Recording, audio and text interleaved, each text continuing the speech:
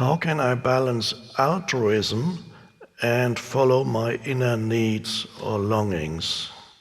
Brackets, if they would hurt someone. Can you say something on how it works? Ego versus altruism, following your inner true needs. Altruism meaning selfless action, doing something for others.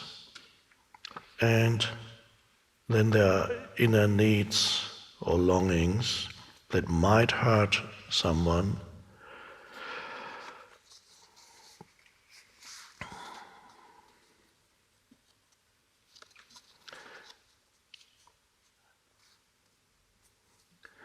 If they actively hurt someone, they are not true needs, they would be egoic needs. Egoic needs sometimes actively hurt another, for example, unconscious behavior such as diminishing somebody else verbally in order to feel one's own ego growing. People do it all the time, it's unconscious. So if somebody has a success or has something that you don't have, the ego in its absurd sense of self feels diminished if somebody else has something that you don't have. And then the ego sometimes makes a remark that is designed either to hurt the ego of that person or to diminish the value of what that person has achieved or possesses. So even children sometimes do it. The ego already, of course, develops in the children at school. When you listen to children talking to each other, you can already often detect very clearly the ego there, the sense of identity that is based on identification with things other than yourself that you take on board to enhance your sense of self. And not that you can stop them, it just is part.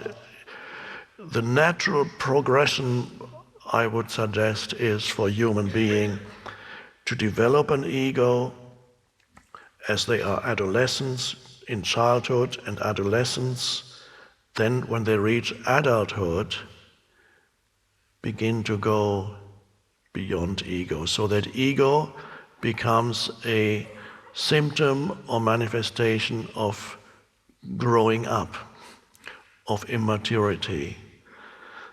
That would be, we may be going in that direction, but of course the way it is now is not the case. The ego continues to grow and seek to grow, sometimes until you reach your deathbed. And then you remember the gravestone where it says, I got here first, so I won. That's the last triumph of the ego. And so listening, overhearing children, you can say, my dad just bought a BMW. What car does your dad have? Oh, he has a VW.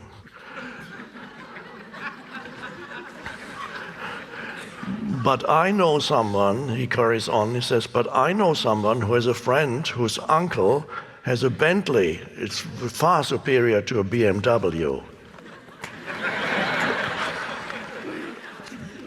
Got him, the ego says, I got him.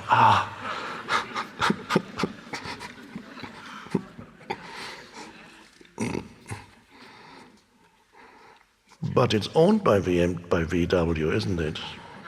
That's a long story.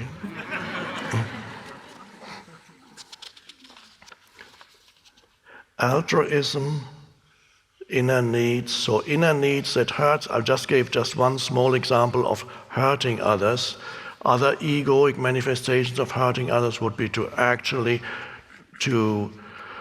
sabotage somebody else's success or what they want to achieve, to take something away from somebody, to spread rumors about some bad things about another human being in order to create suffering or stop them from doing or achieving what they want to achieve. So many ways in which the ego would hurt someone for its own, in order to strengthen itself, the illusion of itself. So those are not your true inner needs, they are egoic needs. You need to recognize those things in yourself. Then there is an indirect way of hurting someone that may not be egoic. For example, let's say you are a young man or woman, 20 years old, 19 years old, and your parents or your mother or your father want what's best for you. They clearly have designs on your future. And your dad was a lawyer, and he has a flourishing law practice, and obviously you are supposed to follow in his footsteps, there's no question about it. And if you didn't, you would make your parents really suffer.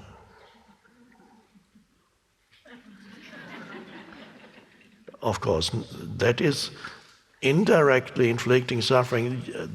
You're not if you are true to yourself and your longings, which are not egoic, you may feel inclined towards something else. There's nothing wrong with law, but it's not for everybody.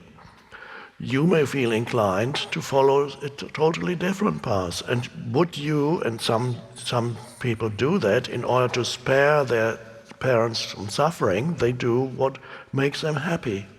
It might not be your parents. Do what makes somebody else happy. And so you are doing something that does not correspond to your true inclinations, desires, where you want to go, but you want to spare someone else from suffering. Now that is not the most conscious course of action, because you're condemning yourself to unhappiness and frustration. You're denying those deeper things. They are not egoic. They arise from a deeper level of your being. And you are not making these people suffer.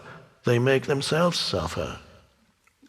So they have to learn their lesson of letting go of expectations.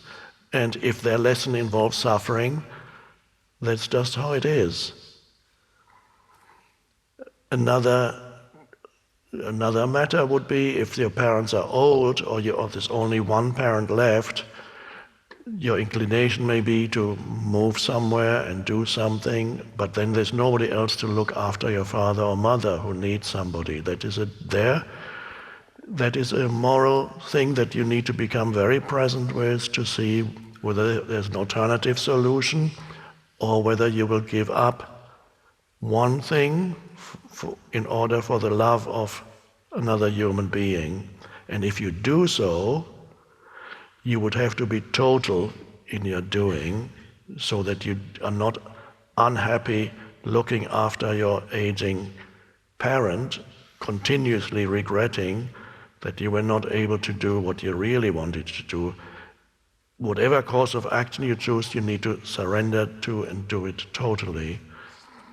These are all, a lot of presence is required. Altruism, helping others, is wonderful, but it needs to come from a deep, not from some mental, to help somebody because in order to improve the mental image you have of yourself, but to help somebody because it feels right and it feels good, and you've seen the other as yourself, and to give something to another feels better more often than to give something to yourself.